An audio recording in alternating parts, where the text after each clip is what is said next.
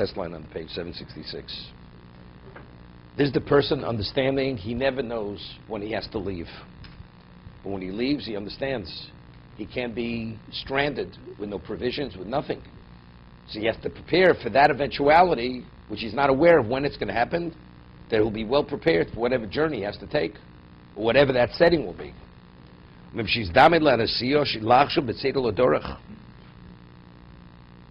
He has to prepare for the departure and to take consideration the provisions that he'll need for that journey. Right? Knowing, you never know when you're going to be called up. I can tell you, during World War II,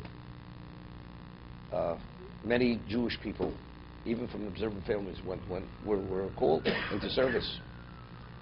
My grandmother, Sholem, I had an uncle who was in the war, and he had to go up to Denver.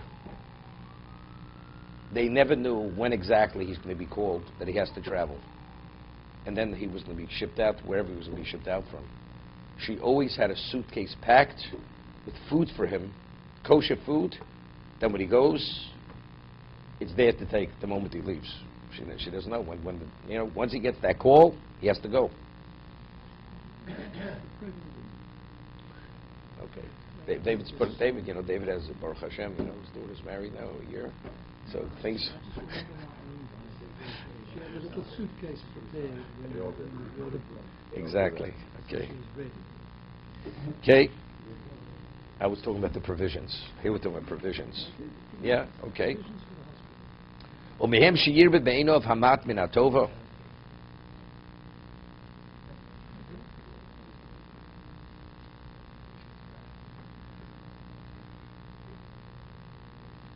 He says that those who they see the less as if it's more. This is very important. The person, as little as you give him, he's appreciative. Without my benefactor, I have nothing. So whatever I have, I'm appreciative. Because what would I have if not for him? But the other people, that unless it meets their standard of what's valuable, they have no appreciation.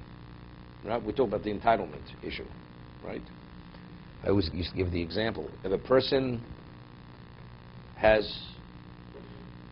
food and he wants to purchase bread, man says it'll cost you $1,000 for the loaf of bread. That's $1,000. Why should I pay $1,000? He says, well, that's what it is. He says, I'm not interested. Person is dying of hunger. One slice of bread costs you $10,000. Costs you $1 million. He could afford to pay for it. So what is the bread? The bread is his life. You're not paying for the bread. You're paying for your life. Right? It's worth everything in the world. Correct? So if you put it in perspective, you understand that's its value. So it's not the bread, it's you, what you're actually, for the sake of survival.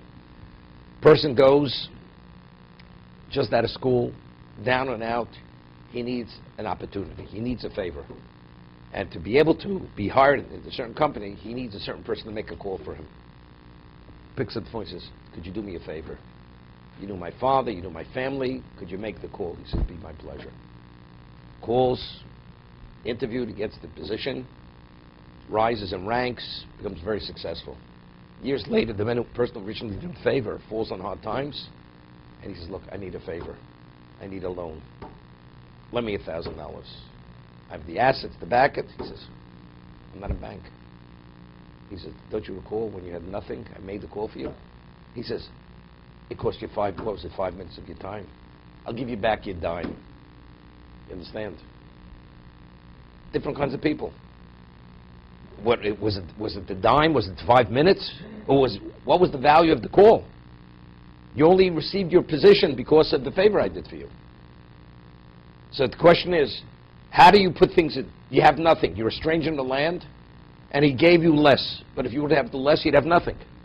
You'd be nowhere. So some people sing a person's praises even when he gets less. Other people, unless it meets their standards of what they value, they sing nothing. They may even curse you. You have people come to your door. I was once in Israel, a certain hotel, and they come collecting in the morning. The menu was at the hotel, was the Ramada. And I gave this person an American coin, not a nickel. either it was a quarter or half a dollar. He was expecting more. And I'm not going to tell you if he was a Sephardi Ashkenazi. The moment I gave him that coin, he had fire in his eyes. He took the coin, and it was a big room. He threw it from one end of the room to the other, the coin. It ricocheted off the wall, and Neil hit the other wall. This was his level of appreciation. You know? He was expecting a lot more. You know? It's an insult. You give me a half a dollar where I'm expecting $5 or whatever you're expecting. Okay? All kinds of people. Nah, it didn't embarrass me. It was frightening. I mean, it was like he almost would attack you. Forget about the embarrassment. No embarrassment. No, it wasn't. This years ago in Israel.